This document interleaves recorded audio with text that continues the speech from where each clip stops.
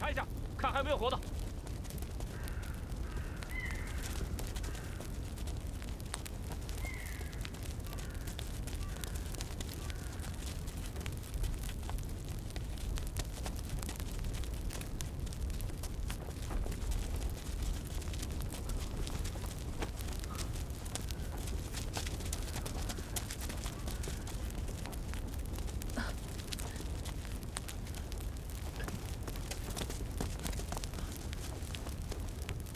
长官，他还活着。啊！飞行员，我们的。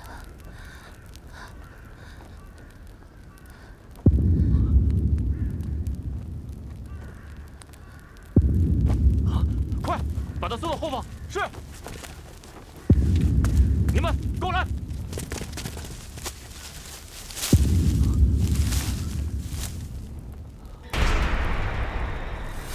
谈的谁呀？死的活的？嗨，跟死了没两样，还不如死了呢。哎，兄弟，这儿去哪儿？哎，歇会儿，歇会儿，歇会儿。哎呀，上峰有令，这个人呐，生要见人，死要见尸，让我们抬到总部去。哎，快走吧，快走吧，早点回来啊！等着你们回来喝酒啊！喝酒啊！真够难的。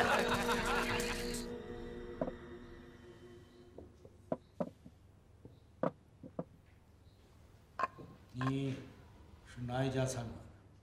回将军，是虹口日式料理店全养家。战前我们在上海总共有3家连锁店，现在已经有2家恢复营业。回去告诉你的老板，第3家马上可以开业，我包他赚钱。系将军。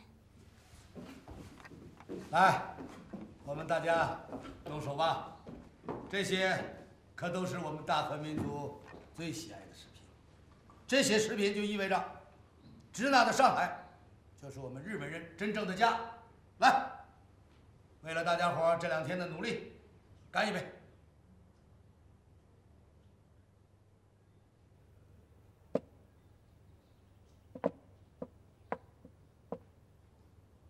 森川大佐，你还不肯破戒吗？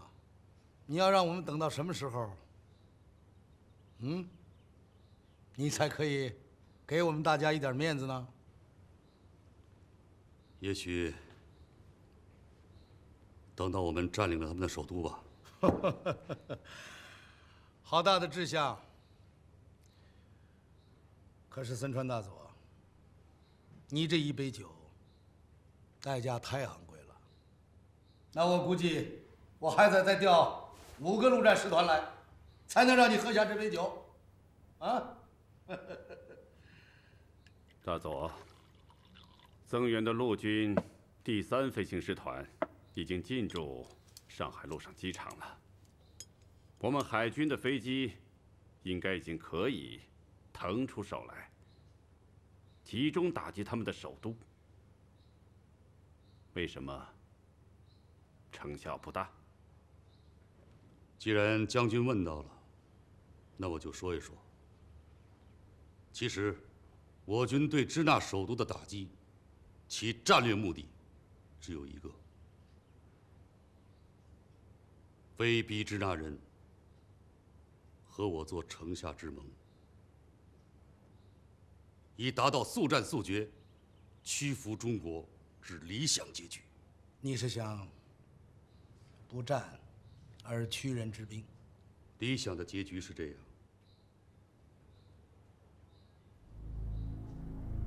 大佐在做梦呢。蒋介石把半数的陆军调过来，会不打吗？如果要达到这个理想结局，我海军航空兵必须做到3件事。说，哪3件事？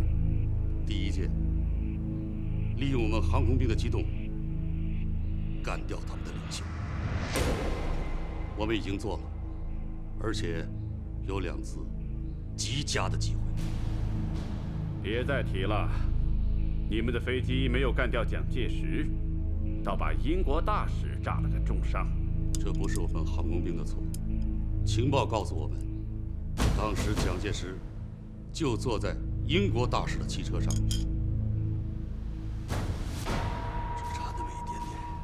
差一点点，就差一点点，我没把那只鸟打下来，就差一点点，我没有喝到这杯羹。差一点跟差许多没有什么区别。接着说你的第二件事。以前我就曾经说过，我们对南京的轰炸可以直接攻击它的居民区，而且是大集群，连续不断、不分昼夜、疲劳式的轰炸，让整座城市都燃烧起来，让他的人民时时刻刻都处在恐惧、灾难之中，直至让他的整个社会组织彻底瘫痪。如果航空兵能做到这一点，可以节省那计划调来的5个陆军师团。快说你的第三件事。情报告诉我们，支那空军的剩余主力目前都集中在南京机场。如果我们干掉他们，那么我刚才说的第二种方法就可以毫不费力地实现。我看大佐，你第3件事才是真正的你们航空兵的本行啊！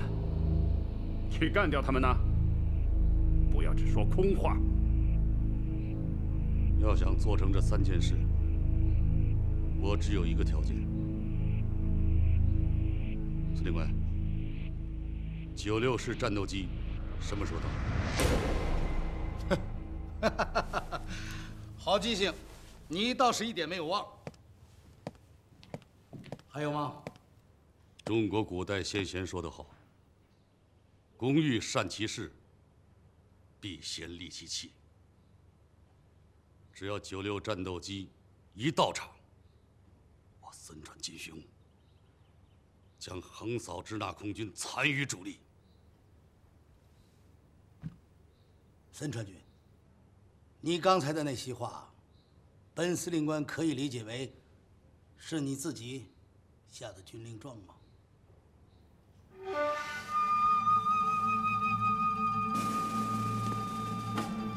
可以。好，我也送你一句中国古语：言必信，行必果。嗨。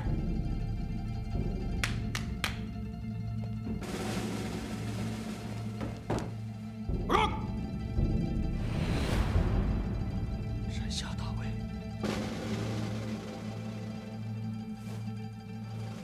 报告，海军联合航空队96特遣队山下训练大尉前来报道，请学师。森川君，你们认识？啊，有过一面之交。大卫曾在空中给他的母亲和女邻居送过糖果和点心。糖果点心。前2天我跟戴老板见了个面，他跟杜月笙在上海搞了一支近万人的抗日地下别动队。我向他请求，给我们的情报处搞一点日本人的航空情报，特别是日本人的新型密码本。结果你们猜，戴老板怎么说？他说，他的抗日别动队里边80%都是乌合之众，只有少之又少的是专业人才。哼，说到最后，他竟然朝我要技术骨干。军统历来善挖墙角，指望不上，破译新型密码还得靠我们自己。关键的技术环节，是我们破译不了的乱码。我听说英美国家生产出一种机器，可以用机器来代替人工的计算。是不是向他们的使馆人员打听一下，看看能不能把这种……新兰，你太天真了。他们现在躲还躲不及呢，还会帮你的忙吗？他们也是受害者呀，大使都被日本人炸成重伤了。行了，人家打折了胳膊往袖子里藏，你这不是哪壶不开提哪壶吗？要我说，破译密码只有一个办法，就是靠我们自己的飞行员。日本海军88式的飞机，以后几代都是有空中电台的，尤其是担任领航任务的指挥飞机，说不定上面就有密码本。所以我觉得可以跟咱们的飞行员商量一下，看看能不能把他们的指挥飞机打下一架来。当然，不能打坏了，也不能打烂了，最好是能够完整的把它迫降下来。那这事儿可就太难了，这得需要多大的本事？我看好像有点一厢情愿吧。怎么一厢情愿了？啊，试试总可以吧？你不试怎么能知道呢？我知道有2个人可能行。对呀，咱们情报处里边就属你马新兰跟这些飞行员最好了。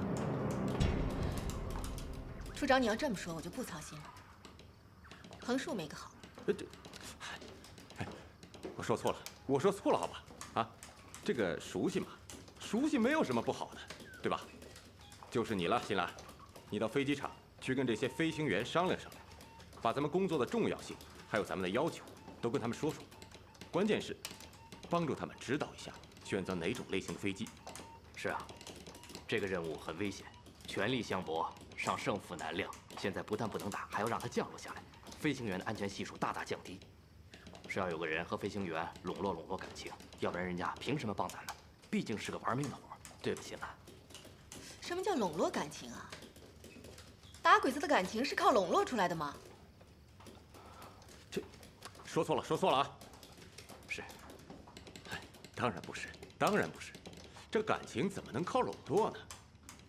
打鬼子那是靠的本分嘛。是。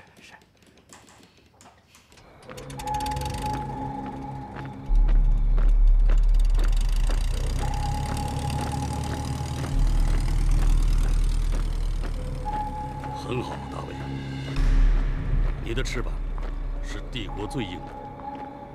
整个日本1000多名工程师的智慧和心血，都将由你们去展示。好好的爱惜他们，未来的战斗将由他们来决定胜负。是，长官。长官，我有一个要求。哦，说吧，大卫。据我们目前对96战机性能的了解来看，突出的性能是速度快，它的速度甚至超过了支那空军所有现役装备的飞机，尤其是它有灵巧的机动转弯性能。你想说什么，大卫？长官，我们96战机击落支那空军的飞机只是顺手的事，我们要做的是消灭他的飞行员。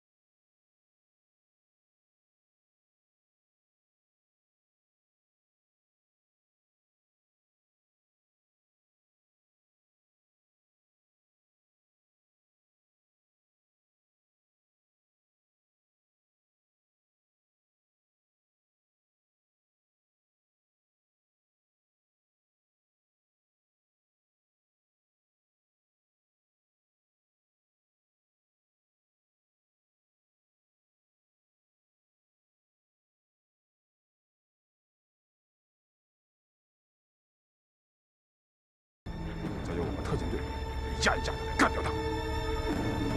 这个可以做到。问题是，你要和他们在空中完成协调，你要告诉他们怎么做。飞机的通讯设备行吗？长官，96战机装备最先进的空中电台，我需要的只是密码文件。还有吗？没了。就这些？就这些。长官，在没有做出成绩之前，我不多说话。明天就看你的了。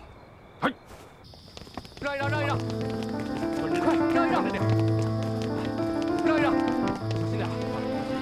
医生，什么？现在能不能说话？这样，我现在马上过去。好，等着啊！好，哎，站住！小广东有消息啊，小广东没有死，现在很难说。说他当时坠机的时候没死，而且已经接受了手术。救他那医护兵现在就在南京，我现在马上过去看看啊！好的，等着。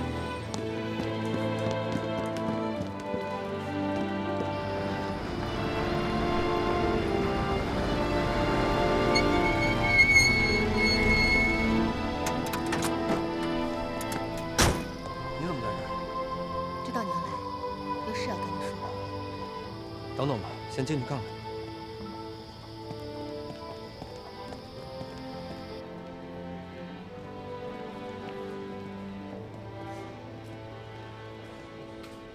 这么多记者，新闻界都听说这件事儿了，夫人也在里面呢。夫人，谁是刘中队长？我是。快点，夫人请你进去。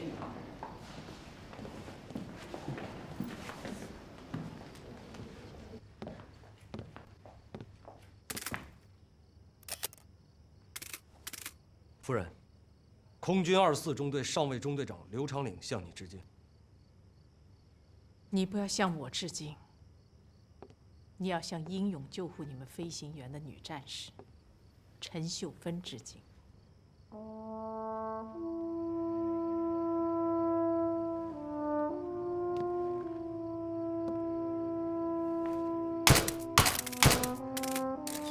空军24中队上尉中队长代表所有现役飞行员，向救助我们的女战士致敬。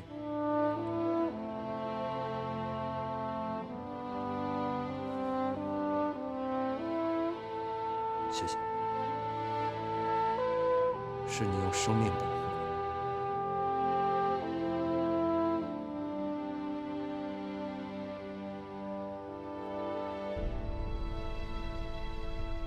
你坐吧，他还不能大声说话。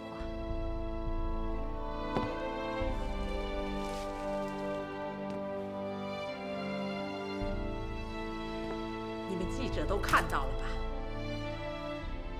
这样一个美丽柔弱的女子，在战场上拼死救助我们重伤飞行员，她有什么错啊？残忍的日本兵居然刺了她整整4刀。这些强盗不仅掳走了我们重伤飞行员，还将一个野外救护所的所有伤员、医生、护士全部杀戮。这是人干的吗？这么酷烈，这么凶猛。我们成千上万的非战斗员和附属就这样被屠杀、被伤害，而且这种伤害和屠杀还在继续。你们要向全世界揭露这一暴行，令人发指的暴行。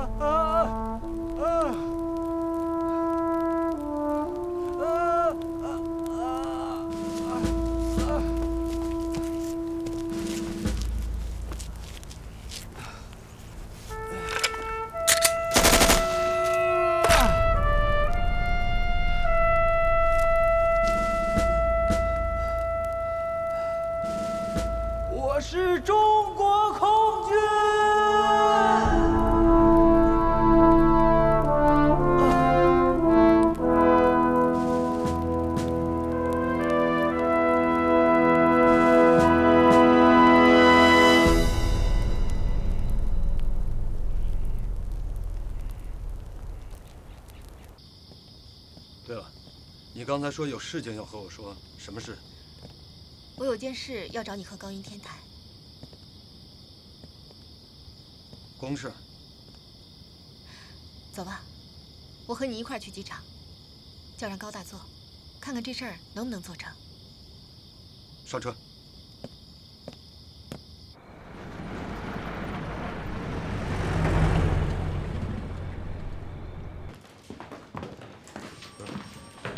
你们情报处还真敢要求啊！能携带密码文件的长机，应该都是日本最优秀的王牌飞行员，并负有特殊的调度使命。你能碰到他，击落他，已属不易了，更别说能让他迫降了。先不说他们的飞行技术如何，就他们那点武士道的精神，想活捉他们最难的。当然了，也不能说完全没有这样的可能性，那需要方方面面都凑巧。怎么个凑巧法？给你举个例子，就好比从针鼻里穿出一只骆驼。不只是凑巧，需要的是精确。来，少年，要不咱们现在上去比划一下，顺便叫上那个陈纳德，兴许他能给我们出点主意呢。这事儿还就得多机协同。哎，陈纳德那老家伙不曾经说过他当年3架飞机在一根绳上荡秋千吗？咱就荡呗，陪鬼子玩呗。你们明天有任务吗？哎，明天可不行。这事儿啊，还真得好好琢磨琢磨，否则我们得把命都搭上。明天肯定有去上海的任务。张长官正在法委会拜访，我想周司令官这点面子总会给吧。听见了吗？明天肯定不行。明天即使迫降成功了，那我们也降到人家的地盘上。找机会吧，最好是在南京上空，那掉下来有人检查。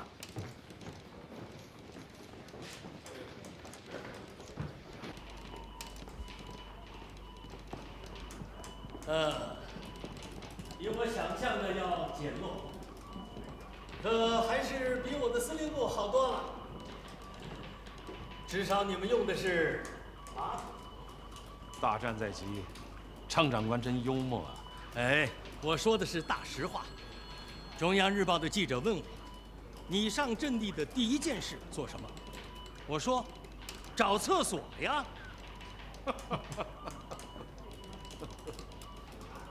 周司令官，我只想说一个数字，你就明白了陆军同仁对你们空军的期许。请张长官赐教。目前，我上海地区陆军参战部队的伤亡有近半数是在毫无防空能力的情况下被日本飞机轰炸造成。我知道这个数字。陆军在地面浴血奋战的情景，我们也时常地告诫我们的飞行员。毛将军，你不到地面上看看，是什么都说不清楚。你知道日本陆军每天是怎么打仗的？早上，他们的飞机来了，先对我军阵地一阵乱炸，然后他们的观测兵坐在气球篮筐里升到空中，搜寻我军的动态，用无线电通知黄浦江上的军舰发炮射击。日军的舰炮威力大，命中力极准，一发炮弹一汪血水啊！可是我们的陆军最极端的是从贵州来的军队，每3个人就1支中正式。他们唯一可做的战斗，就是在夜里冲上去和小鬼子白刃格斗。就这也拼得亏呀！中正式枪身短，再加上57.5公分的刺刀，仍比日军上了刺刀的384还要短足足10公分。1寸山河1寸血呀！我们的警卫营长概括了双方的装备。他说：“长官，这仗打的就是靠咱们人多呀。日本人的炮比我们的机枪多，他们的机枪比我们的老式步枪还多，他们的坦克比我们的卡车还多。战前，我们都认为江南水道密布，可以阻滞日军的机械化。没想到，日军每个班都有橡皮舟，大队有汽艇，怎么打呀这仗？你只能用血肉之躯筑起咱们的长城了。歌里唱唱，不觉得，可是你到实地去看看，谁能受得了啊？谁能受得了啊？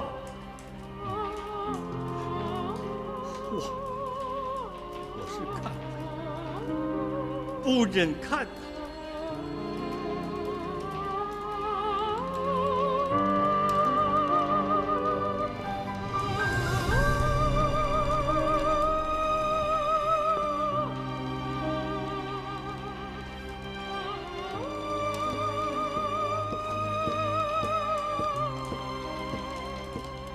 二位将军，这是张长官送给空军的礼物，一顶被我空军机载武器击毙的日本士兵的头盔。这是弹孔，是我们霍克3上的50机枪打穿的。我们的士兵记下了机号，栋梁46号。栋梁46是小宝洞的记号。张长官和陆军前线所有官兵迫切希望空军能多几个像栋梁46这样的飞行员。我们敬重他。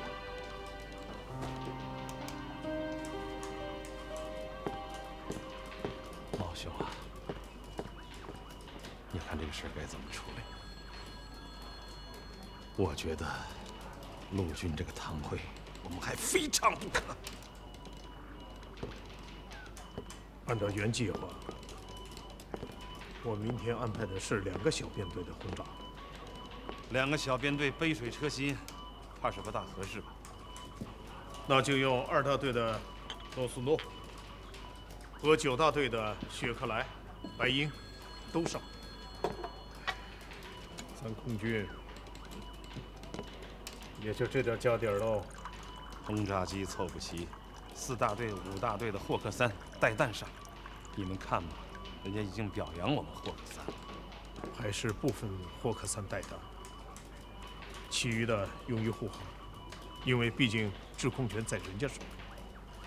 这万一……毛兄，这事儿你就看着办吧。总而言之，明天一定要让更多的陆军兄弟听到我中国空军飞机的响声，看到机翼上中国空军的军徽。是。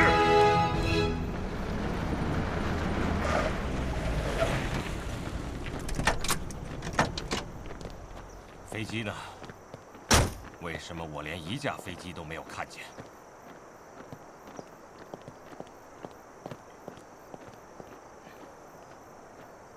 真是见鬼！上校，奉司令官的命令，飞机京城全部去上海出任务。什么？你说什么？站长说，是昨天晚上。应上海前线张长官的请求，临时下达的战斗命令。我的天哪，怎么会这样？你们的飞机现在是如此的宝贵，竟然还要听从陆军长官的要求。上校，你觉得不合适？如果空军的一切行动都要按照陆军指挥官的要求，那么还要空军指挥官做什么呢？还要我来做什么？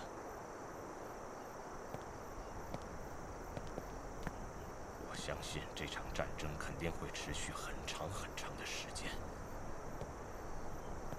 如果你们只是想拼消耗的话，那么等着瞧吧，空军中途就得被迫出局。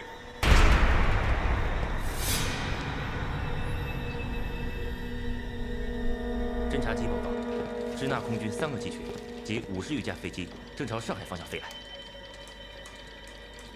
弄清楚没有？有没有护航的驱逐机？报告中说，一半是驱逐机，但奇怪的是，他们大部分带弹飞行。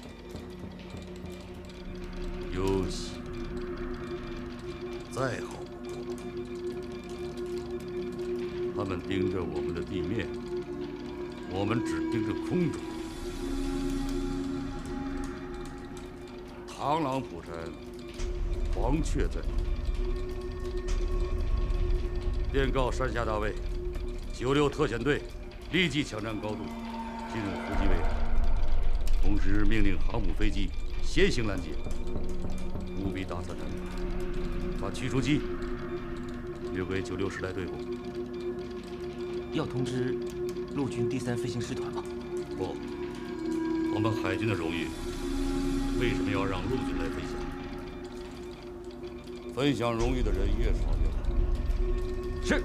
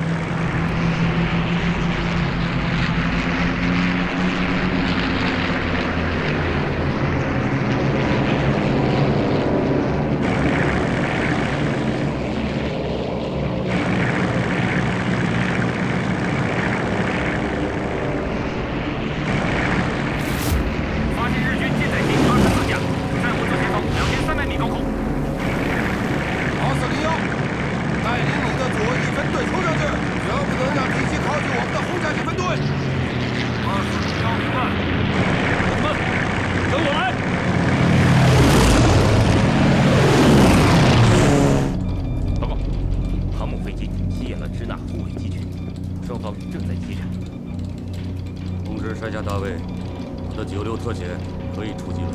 大尉，支那空军的1号机和240-1机在你的右下方，冲下去，与他们一致刀锋。好的，长官。96特遣队全体注意，航母战机已将速度点过来了。命令，只管射击，无论对方的座机还是跳伞，一律给我各杀无论。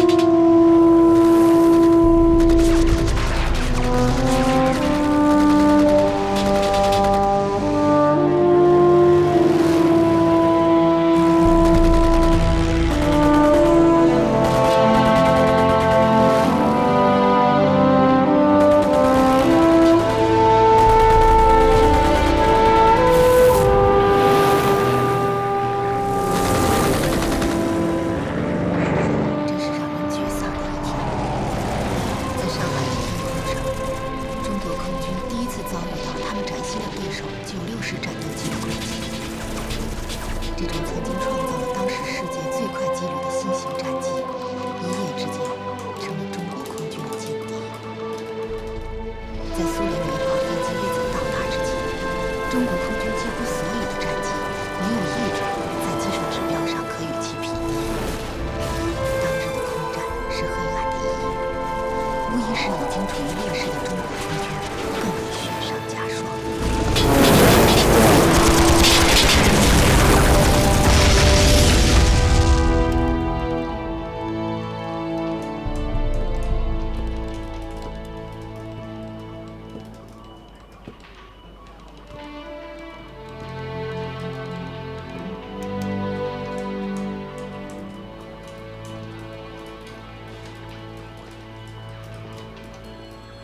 司令，这和我们的计划没有关系。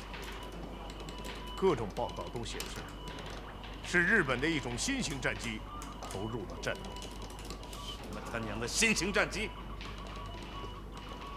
再新的战机也是人家制的。怪，委座要是怪罪下来砍我的脑袋，什么理由？司令。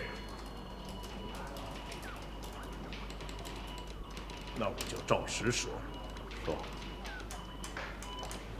是我们失败，摔了7架飞机，还伤了10几架。最可恨的是，他们那些新型战机还居然向我们已经跳伞的飞行员开火，还有点危险。可是，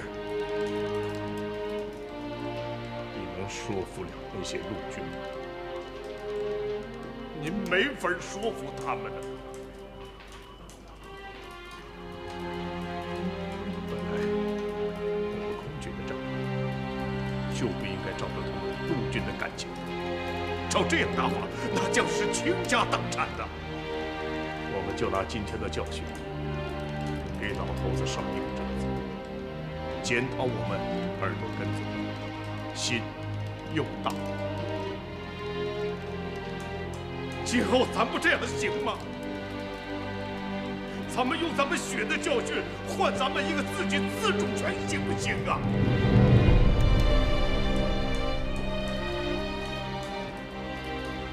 战争是有规律，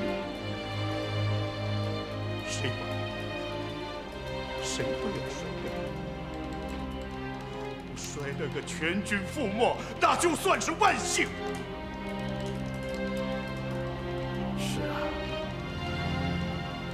多亏了我们那些飞行高手。今天要不是高云天、刘长岭与新型战机在空中周旋纠缠，将会摔得更惨。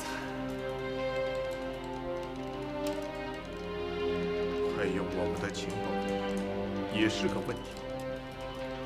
这么一群战机投入战斗，我们竟然毫不知情啊！报告，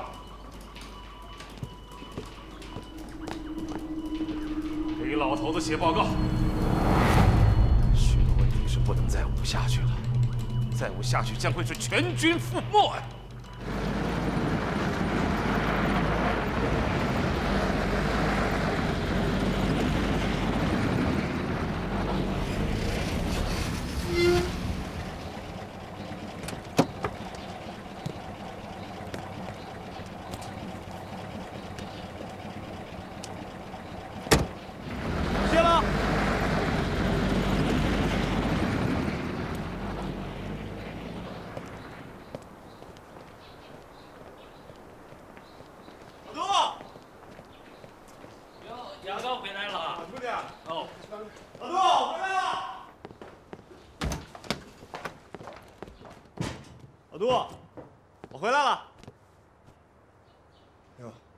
回来了。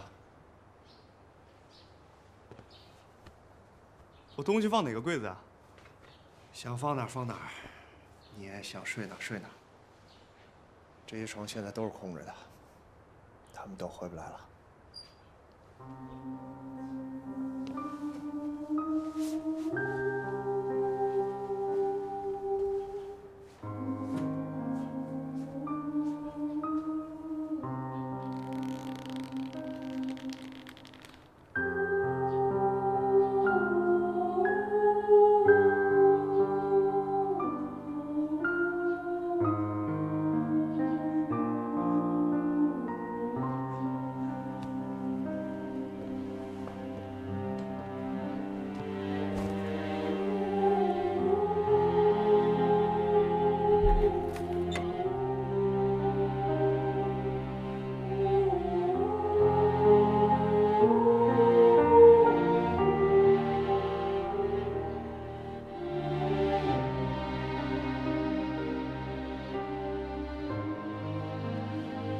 把这些东西收拾一下，交到联勤处，转给他们家属。